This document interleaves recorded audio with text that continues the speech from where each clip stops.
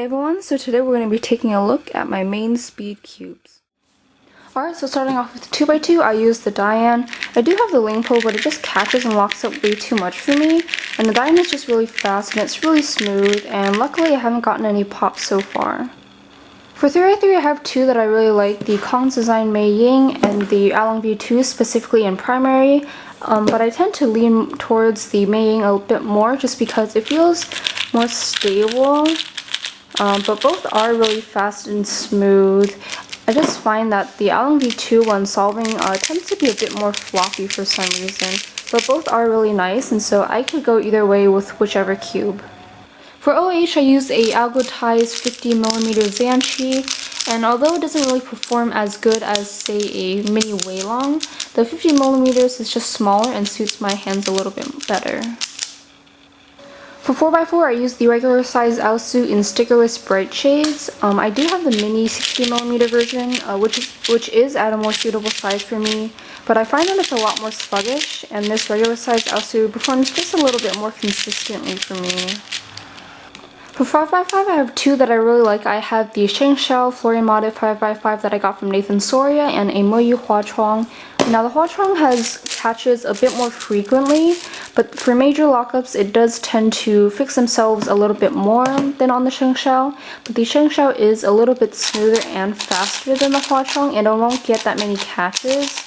And so I can't really decide between the two. They both have their flaws, but both are really nice in their own way. And so whichever one I just pick up, I'll use. For 6x6, I use the Moyu Aoshi. I do have a Flurry Modded Shengshao with Diane springs in it, but the second inner layers aren't as loose on this Aoshi, and it doesn't really pop as much. And so although it's not the perfectly ideal 6x6, it's the best one I have, and so it gets the job done. For 7x7, I have only one in my collection, and that is the Pillowed Moyu Aofu.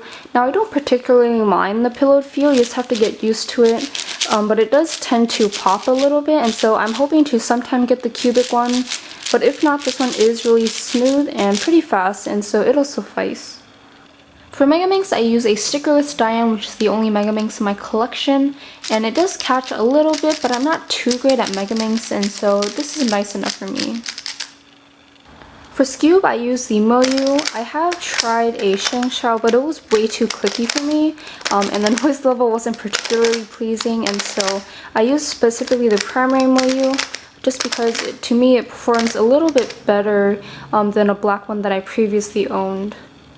For pairings, I use the same thing, a primary Moyu, and it's really smooth and really fast. But for some reason the tips seem to flop around a little bit when solving, but that may just be my finger tricking, and it's unlike my black one that I have where the tips don't turn at all, but this one is really nice either way. Now I don't know how to solve Swirl 1 obviously, and so I don't do this event, but I would use a Calvin's. I have had a Q-twist before, but it popped a lot, and so I can just tell that this Calvin's one is a lot better. For clock, I use a original Rubik's brand. The pins are just a lot more reliable than the Q-twists and Lingaos. They stay in place better. And for this one, I actually haven't had to break open and lube internally. The gears just turned really nicely on their own out of the package. Alright, and those are my mains. I hope you guys enjoyed the video. I know a few people have been asking what I use, and so hopefully this video answers some of your questions that you guys may have had.